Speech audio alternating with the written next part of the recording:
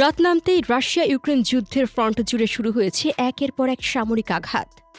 বন্দর, drone depot, গোলাবারুদের মজুদ, command post থেকে শুরু করে শত্রুদের শক্ত অবস্থান, একাধিক গুরুত্বপূর্ণ লক্ষ্যকে ঘিরে তৎপরতার খবর সামনে এসেছে।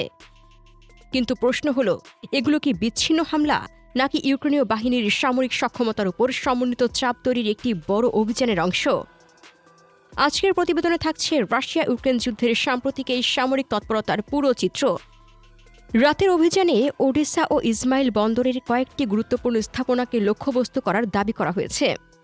রুশ প্রতিরক্ষা মন্ত্রণালয়ের তথ্য অনুযায়ী একটি টহল নৌকা, জ্বালানি ট্যাঙ্ক, বার্থ টার্মিনাল, পশ্চিমা সামরিক সরঞ্জাম রাখা হ্যাঙ্গার এবং মানববিহীন সারফেস ভেহিকল সংরক্ষণের ডিপোতে আঘাত হানা হয়েছে।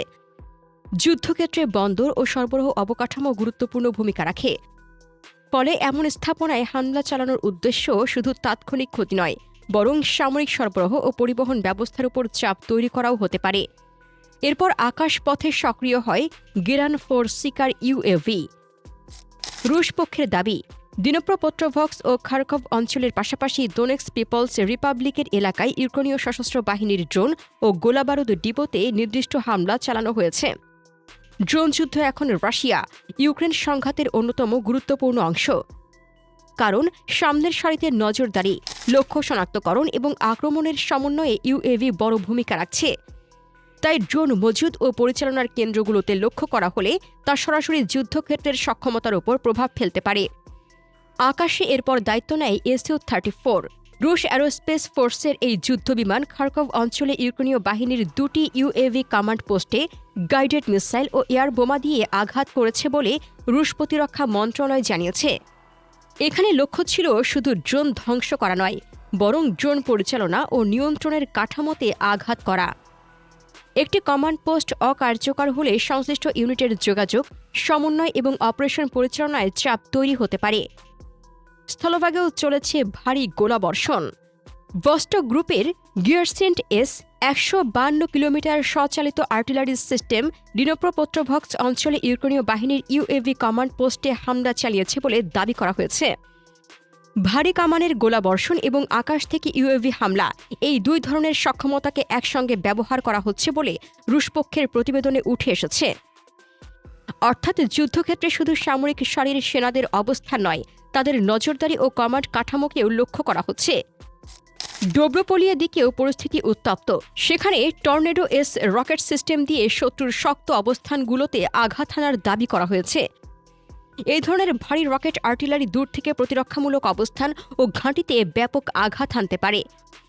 ফলে ফ্রন্টলাইনে সরাসরি অগ্রসর হওয়ার আগে শত্রুর অবস্থান দুর্বল করার জন্য দূরপাল্লার আগুনের ব্যবহার যুদ্ধের একটি গুরুত্বপূর্ণ কৌশল হয়ে উঠেছে। তবে যুদ্ধের গল্প শুধু মিসাইল, ড্রোন আর কামানের নয়। যুদ্ধক্ষেত্রে কৌশলও অনেক সময় অস্ত্রের মতোই গুরুত্বপূর্ণ। পোট্রভকার মুক্তির সময় রুশ সেনাদের ব্যবহৃত কিছু কৌশলের কথা জানিয়েছেন অ্যাসল্ট কোম্পানির ওয়ারেন্ট অফিসার আলেকজান্ডার পেট্রোভ। তার বর্ণনা অনুযায়ী এমন পরিস্থিতিও তৈরি হয়েছিল যখন প্রতিপক্ষ মনে করেছিল অবস্থানটি তাদের নিয়ন্ত্রণে রয়েছে, অথচ বাস্তব পরিস্থিতি ছিল ভিন্ন। এই ধরনের কৌশল দেখিয়ে দেয় সরাসরি শক্তি প্রয়োগের পাশাপাশি বিভ্রান্তি ও কৌশলগত সিদ্ধান্ত একটি অভিযানের ফল নির্ধারণ করতে পারে। সব মিলিয়ে আজকের সামরিক চিত্রে দেখা যাচ্ছে একাধিক স্তরে চাপ তৈরির দাবি, বন্দর ও লজিস্টিক অবকাঠামোতে হামলা, ড্রোন ও গোলাবারুদের ডিপোতে আঘাত, ইউএভি কমান্ড পোস্ট লক্ষ্য করে SU-34 এর অভিযান, গিয়ারসেন্ট এস এর ভারী কামান এবং টর্নেডো এস এর রকেট হামলা। রাশিয়া ইউক্রেন যুদ্ধ এখন এমন এক পর্যায়ে পৌঁছেছে যেখানে আকাশ, স্থল, ড্রোন, আর্টিলারি এবং গোয়েন্দা সক্ষমতা সবকিছু একই যুদ্ধক্ষেত্রে একসঙ্গে কাজ করছে। প্রিয় দর্শক, ইউক্রেনের রাশিয়া এই ধারাবাহিক ড্রোন, বিমান ও আর্টিলারি হামলাকে আপনি কিভাবে দেখছেন? আপনার মতামত কমেন্টে জানান। রাশিয়া ইউক্রেন যুদ্ধ নিয়ে আরও জানতে আমাদের চ্যানেলটির ভিডিও ট্যাব থেকে ঘুরে আসুন। এই ভিডিওটি ভালো লাগলে লাইক বাটনে ক্লিক করুন। ভিডিওটি আপনার বন্ধুদের সাথে শেয়ার করে তাদেরকেও ভিডিওটি দেখার সুযোগ করে দিন। ধন্যবাদ।